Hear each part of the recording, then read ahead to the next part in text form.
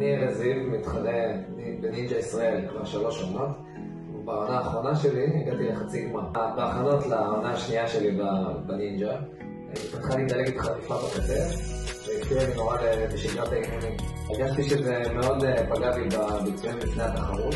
בזמן האחרון באימונים שלי התחלתי להרגיש כאבים ברחב דתי פה בשריר, והחלטתי שהפעם אני רוצה לקחת את זה בידיים לפני שהמצב נהיה גרוע.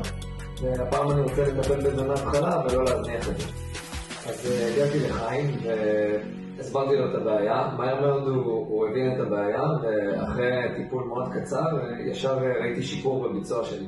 לכל הספורטאים התחרותיים שמשתמשים הרבה בגוף, אני נורא ממליץ לנסות לתפוס את הבעיה לפני שהיא נהיית חמורה יותר, ולעשות טיפולים לשפר את הביצועים לפני התחרויות.